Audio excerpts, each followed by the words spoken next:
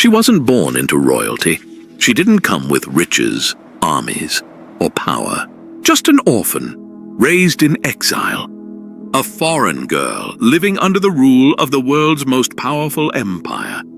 Yet she was chosen, not by chance, not by beauty alone. She was positioned by divine purpose, hidden behind palace walls for such a time as this.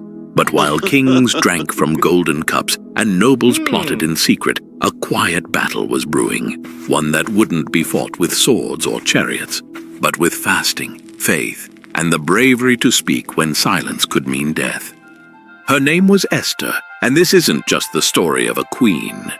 It's the story of how God saved a people through the most unlikely of heroes. In the days of King Xerxes, who ruled over 127 provinces from India to Ethiopia, his power stretched across the known world.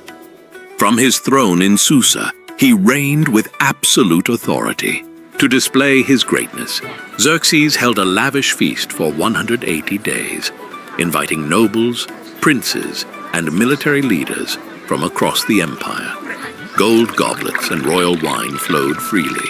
When those 6 months ended, the king opened the palace gates to everyone in Susa, hosting a 7-day banquet in the garden courtyard. Wine was served generously, with no restrictions. Meanwhile, Queen Vashti hosted a separate feast for the women inside the palace. But on the 7th day, when the king was merry with wine, he made a prideful demand: that Queen Vashti be brought before the guests wearing her royal crown, so they could admire her beauty. Vashti refused. She would not parade herself before a drunken crowd. The king's pride was wounded. His own queen had publicly defied him. Enraged and humiliated, Xerxes turned to his wise men. One advisor, Memucan, warned that her defiance would spread. He said, "All women will hear of this and dishonor their husbands."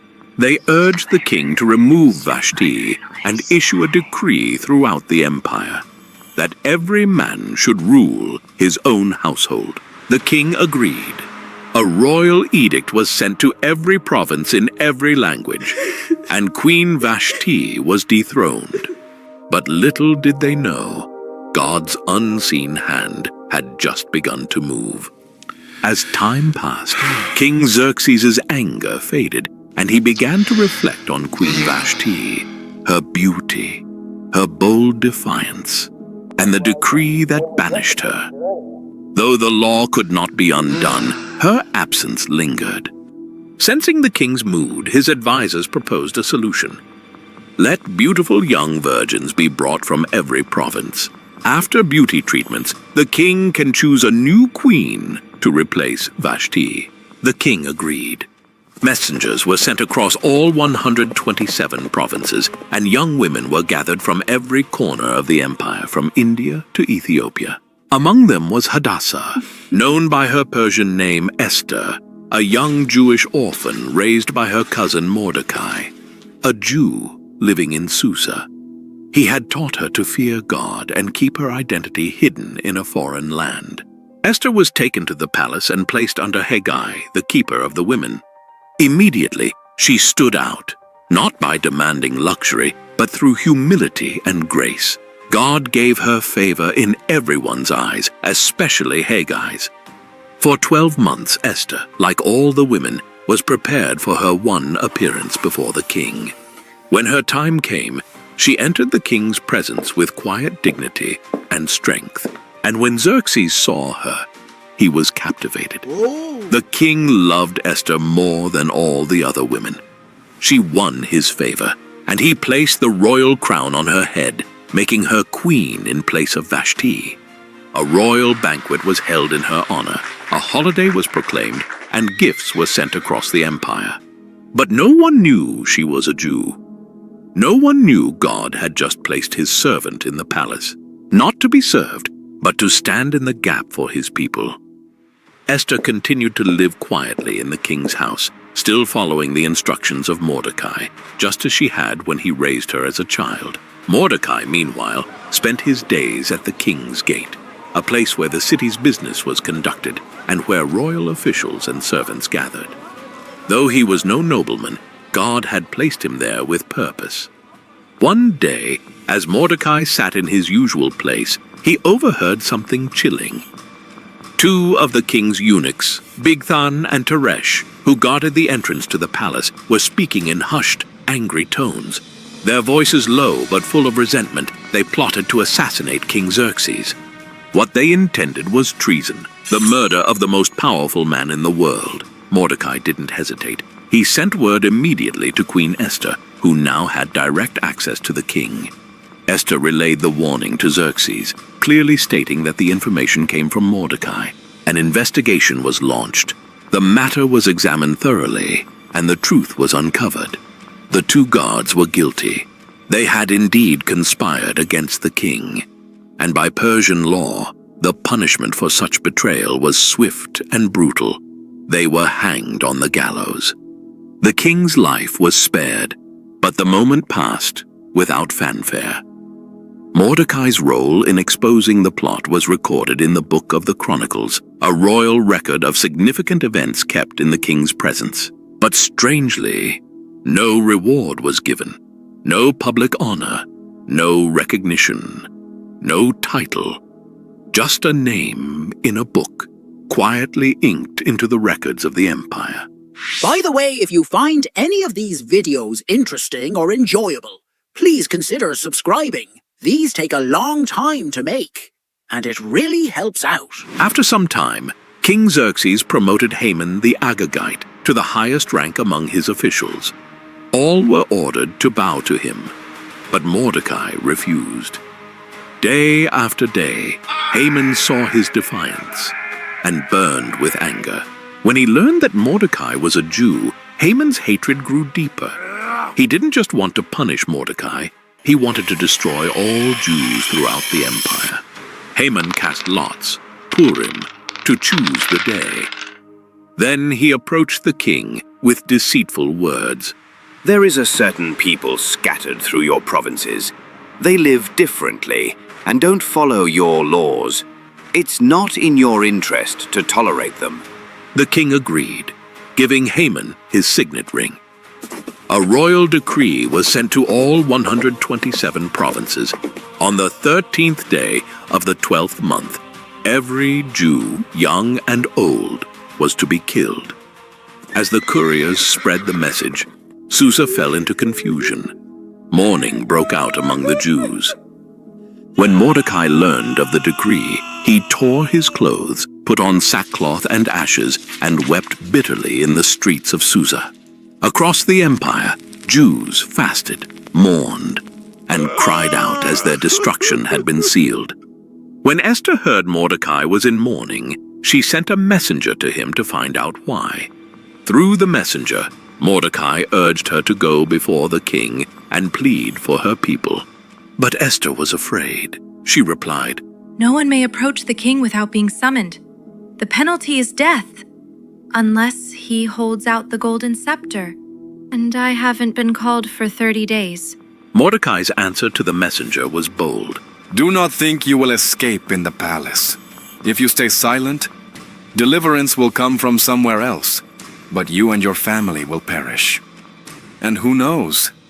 Perhaps you were made queen for such a time as this." Esther's fear gave way to faith. She replied, Go, gather all the Jews in Susa, fast for me for 3 days. I will go to the king, even if it costs me my life. If I perish, I perish. On the third day, dressed in her royal robes, Esther courageously entered the inner court of the palace. The king saw her standing there and extended the golden scepter toward her. With relief and hope, Esther touched the tip of the scepter. Then the king asked warmly, "What is your request, Queen Esther? Even up to half the kingdom, it will be granted." Esther replied, If it pleases the king, come to a banquet I have prepared for you and Haman.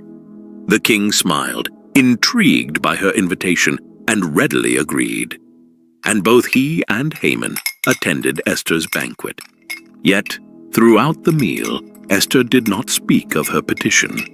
Instead, she observed the king closely, her eyes searching for the right moment. Before the meal ended, Esther extended another invitation. Please come again tomorrow, and then I will share my true request.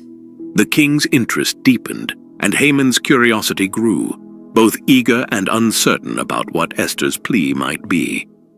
That night, King Xerxes lay awake, restless and troubled. Nothing could soothe his mind, not the royal wine, nor the comforts of his palace. Desperate for distraction, he ordered his servants to bring the Book of the Chronicles, the official record of the kingdom's events. As the scribes read, the king's eyes caught a long-forgotten entry: Mordecai's name. The record told how Mordecai had uncovered a plot against the king's life, an act of loyalty that had saved Xerxes from assassination. But despite the gravity of this deed, Mordecai had never been rewarded. Deeply moved, Xerxes asked his advisors, "What honor or recognition has been given to Mordecai for this?" The advisor replied, "Nothing has been done for him." The king sat in thoughtful silence. How could such loyalty go unrewarded? At that very moment, Haman entered the palace, intending to ask the king for permission to hang Mordecai on a gallows he had built. But before he could speak, the king summoned him in. "Haman," the king said, "what should be done for the man the king delights to honor?" Puffed up with arrogance, Haman imagined the king meant him. He responded with a detailed plan. Let the man be clothed in the king's royal robes, which the king himself has worn. Let a royal crown be placed on his head, and let him be led on the king's own horse through the city streets. A noble official should ride before him, proclaiming, "This is what is done for the man the king delights to honor." The king smiled and said, "Go at once. Do everything you have suggested for Mordecai the Jew, who sits at the king's gate. Do not neglect anything." Haman's face turned pale, his heart pounding with dread. He was forced to carry out the honor he had planned for himself, but instead it was given to his enemy. Humbled and bitter, Haman led Mordecai through the city streets, proclaiming his honor just as he had described. When he returned home, his spirit was crushed. He told his wife and friends everything that had happened, his anger and humiliation clear. They warned him, "If Mordecai is of Jewish origin, you will not stand against him. You will surely come to ruin."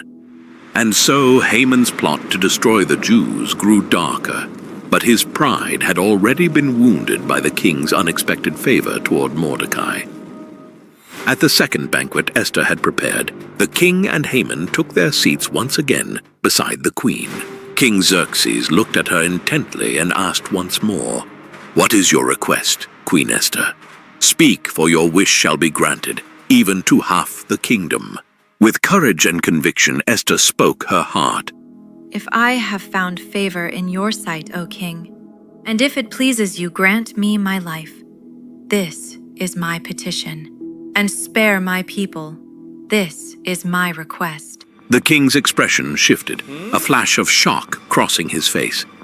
Esther continued, For we have been sold, distressed, I and my people, to be destroyed, killed, and annihilated. Had we merely been sold as slaves and servants, I would have kept silent, for no such distress would justify troubling the king. The king's face darkened in shock and anger. He demanded, "Who is he, and where is the man who would dare do such a thing?" Esther pointed to Haman, saying, The adversary and enemy is this wicked man. Enraged beyond measure, King Xerxes rose and left the banquet hall to cool his fury. Meanwhile, Haman was terrified. Seeing the king's anger and realizing his plot had been exposed, he rushed to beg Esther for mercy. In desperation, he fell on the couch where Esther was reclining. He clung to her, pleading for his life. At that moment, King Xerxes returned suddenly.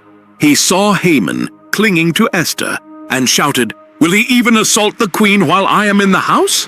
The king's guards seized Haman, and he was swiftly led away and hanged on the very gallows he had prepared for Mordecai. Thus, The plans of the wicked were overturned in a single moment, and justice was served. After Haman was hanged, King Xerxes gave his entire estate to Queen Esther. She, in turn, appointed Mordecai over it. The king also removed his signet ring, once given to Haman, and placed it on Mordecai's hand, giving him royal authority. But the danger wasn't over. Though Haman was dead, his decree remained law. In Persia, a royal edict sealed with the king's ring could not be revoked, not even by the king himself.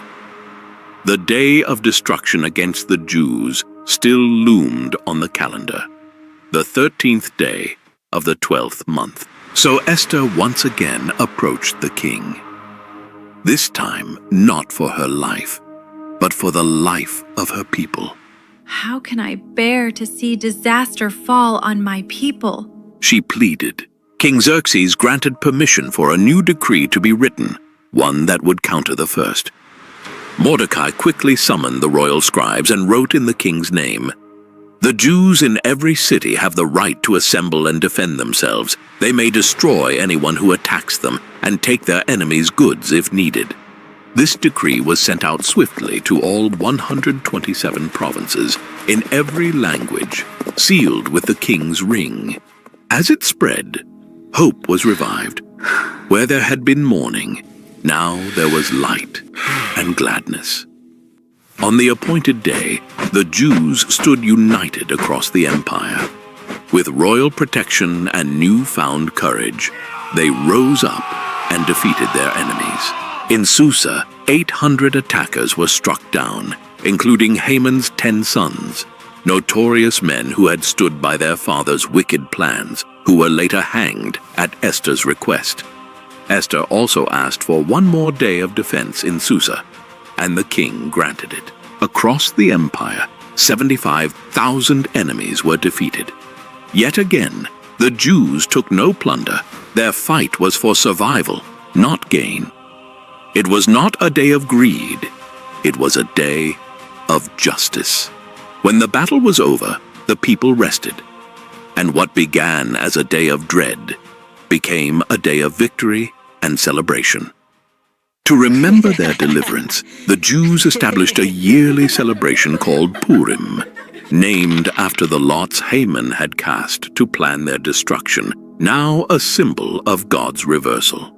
Every year on the 14th and 15th of Adar, they would feast, rejoice, send gifts to one another, and give generously to the poor. A day that was once marked for death became a day of life. Mordecai was honored throughout the empire, clothed in royal blue and white, second only to King Xerxes. But it wasn't his power that made him great. It was his heart. He sought the good of his people and spoke peace and truth to all. And though God's name is never mentioned in the entire Book of Esther, his fingerprints are everywhere. In every twist, every risk, every rescue. What was meant for destruction, God used for salvation. The story of Esther reminds us, even when God seems silent, he is never absent. Even when the odds are against us, he is already at work. Perhaps you too are where you are for such a time as this, not by accident, not unseen, but chosen, positioned, and called. Because the God who reversed the fate of a nation still writes stories of redemption today, and yours could be next. If you haven't subscribed yet, please don't forget to do so. It really helps us continue providing you with amazing videos like this.